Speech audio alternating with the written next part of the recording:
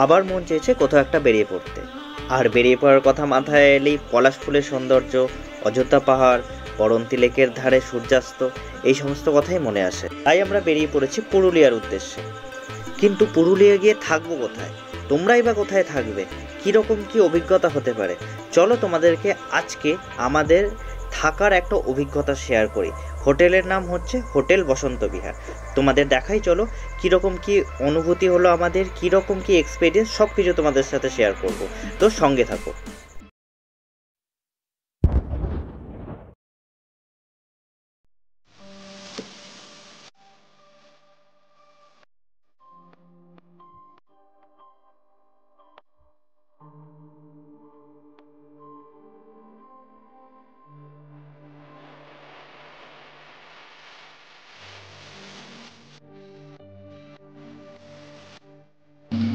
বসন্ত বিহারের রিসেপশন।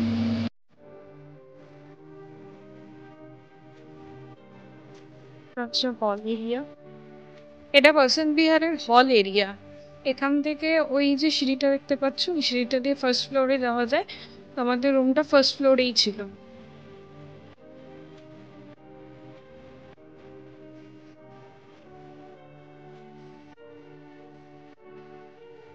আশা করি ভিডিওটা তোমাদের এতক্ষণ ভালো লেগেছে, এনজয় করেছো, ইনফরমেটিভ মনে হয়েছে। তো ভিডিওটা অবশ্যই লাইক, শেয়ার অ্যান্ড সাবস্ক্রাইব করতে ভুলো না। যদি ভিডিও সম্পর্কে কোনো রকম সাজেশন থাকে অবশ্যই কমেন্ট বক্সে ড্রপ করুন। আর এখন চলো বাকি ভিডিওটা দেখে নেওয়া যায়। গাইজ, এটা বসন্ত বিহার হোটেলের রুমটা। আমরা রুম নাম্বার 101-এ ছিলাম। তো চলো তোমাদের রুমটা দেখিয়ে দিই। রুমের একটা খাট দিয়েছে, অল আউট আছে, এখানে প্রচণ্ড মশা। একটা র্যাক টাইপের দিয়েছে, ওখানে একটা ছোট ওয়ার্ড্রব আছে, সাথে হচ্ছে যে একটা মিরর দিয়েছে,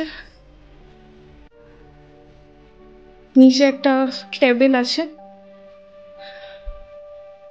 অ্যান্ড এর বাথরুমটা দেখো, এর বাথরুমটা খুবই ছোট।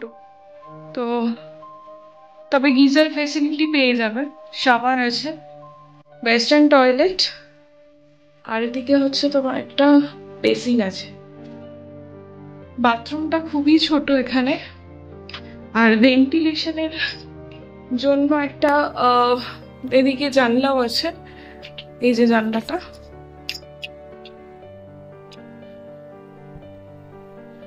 কোনো ভিউ বলা নয়, এটা মেইন রোডের একদম উপরে। আর প্লাগ পয়েন্ট বলতে প্লাগ পয়েন্ট অনেকগুলো আছে, এখানে একটা বেডের সাথে আছে, সাইডে আছে।